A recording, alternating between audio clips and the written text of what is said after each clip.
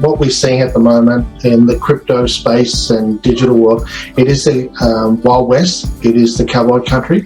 Unlike traditional regulation and where people are protected in a way by regulators, where if I open up a bank account in Hong Kong, I can go with the bank account, I'll get terms and conditions. There have to be certain rules and processes that the banker may have to follow, which have been set down by the bank compliance and also the regulators themselves. And if anything goes wrong, generally speaking, I have a protection. But in the digital space, it's not so simple. And I think this is the problem, that the issues that a lot of regulators are trying to get their head around. Because if you open up, call it an account in crypto, well, that's in a server somewhere. It doesn't have to be in Hong Kong. It could be anywhere.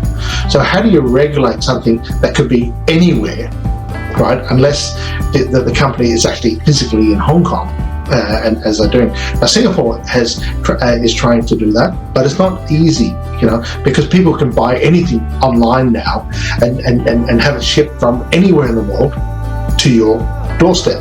And in terms of that digital space, that's the same.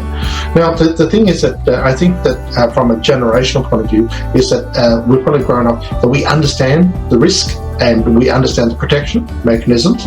But I think that the kids and the younger generation, they've grown up quite differently in their attitude to risk, because I think they've been a lot more protected by their parents.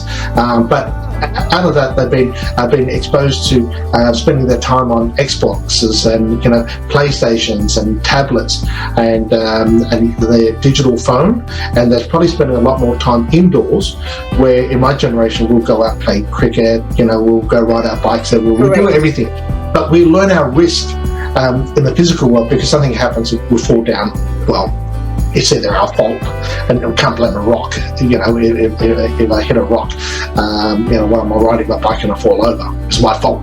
But it's not the rock's fault.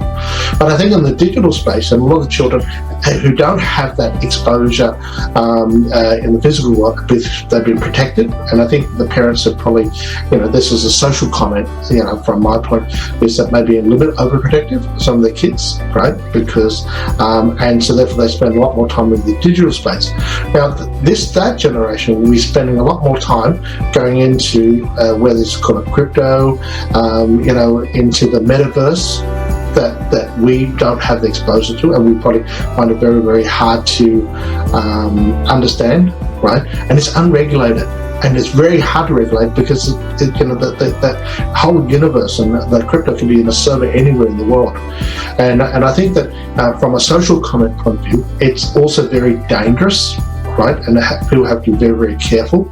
There could be a lot of fraud and money laundering, and all of this sort of thing seems to be what could be developed without the generation understanding the implications of that. Correct.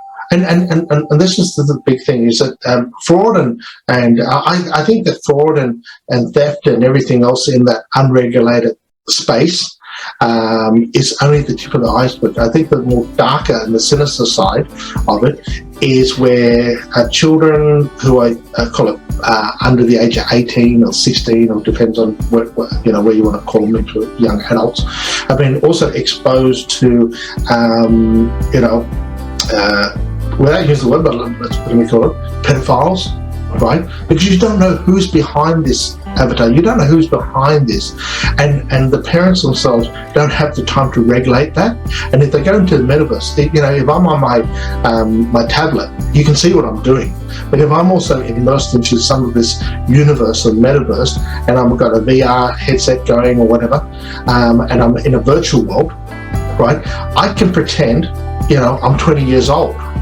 Right? I can pretend I can be anywhere, unless your avatar is also, linked to some sort of ID to verify who you are, and it's very hard to say who you are, and that's the danger, from what we would see as traditional, risk, theft, fraud, incompetence, just the tip, and that's just the tip of the iceberg. Such an important thing, and this is why, Innovators Club Asia is going to be bringing a lot of thought into these insights. And so this is the start of it, and we'll bring more to our audience soon. But thank you very much.